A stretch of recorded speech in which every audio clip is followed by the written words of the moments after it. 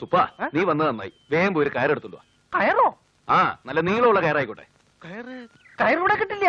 ആ, ഒന്ന് വേഗം പോയി എടുത്തോണ്ട് വാടാ.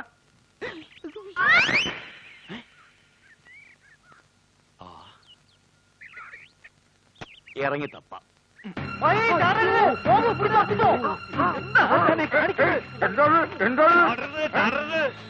ഇതിനകത്ത് ഇറങ്ങിയ ചത്തു പോവോ?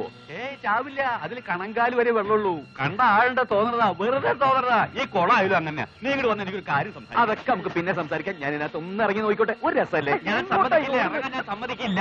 കയറ്. കയറോ? കയറിന്റെ ആരും വീറോ? അതല്ലടോ, പെരക്കകത്തേക്ക് കയറാൻ. ഓ, ആ കയറ്. ആ കയറ് കയറിക്കോളൂ. ഇനിയിപ്പോ മറ്റേ കയറി ഇട്ടിട്ട് കാര്യമില്ല. ഉത്തരത്തിലൊന്നും ഒരു ബലമില്ല. ഒരു കുട തൂക്കിട്ടാ മതി, ഒടിഞ്ഞു വീഴും. അതുകൊണ്ടാ പറഞ്ഞ ഈ വീട് തനിക്ക് പറ്റില്ല. പറ്റില്ലേ? പറ്റില്ലാന്ന്. അല്ലെങ്കിൽ തനിക്കിപ്പോ എന്തിനാ വീട്?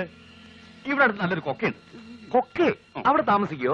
ഒരു താമസം ഉണ്ടാവില്ല. ഒന്ന് കുതിക്കേ വേണ്ടു, പെട്ടെന്ന് കഴിയും. നിങ്ങൾ എന്തൊക്കെയാ പറയുന്നത്? അത് തന്നെ ഞാനും ചോദിക്കണേ. എന്തൊക്കെയാ പറയണേ? ചേട്ടൻ ഇങ്ങോട്ട് വന്നേ. ഗോപു, വന്നേ.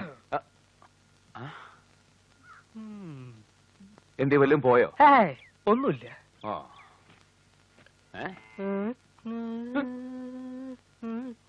പോയിട്ടുണ്ട്. എല്ലാത്തിന്റെ ഓരോ നട്ട് പോയിട്ടുണ്ട്.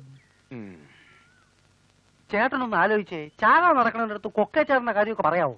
എന്നാ തീവണ്ടിക്ക് തലവെക്കണ കാര്യം പറഞ്ഞാലോ?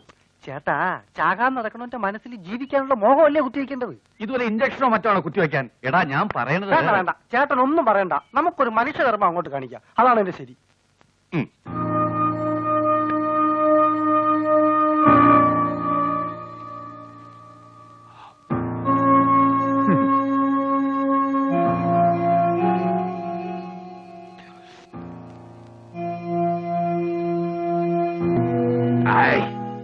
മാമ്പഴപ്പുള്ളി ശരി അസലായി.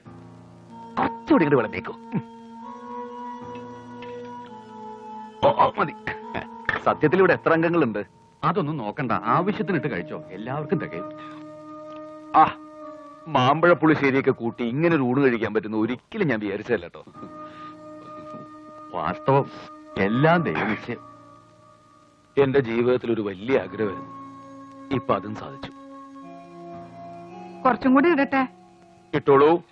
നല്ല അസലായിട്ടുണ്ട് അമ്മയുടെ കൈപ്പുണ്യം. അയ്യോ, ഞാനല്ല വെച്ചത്. എന്റെ മൂത്ത മോളാ മീര. ആയിക്കോട്ടെ, നല്ല കൈപ്പുണ്യം.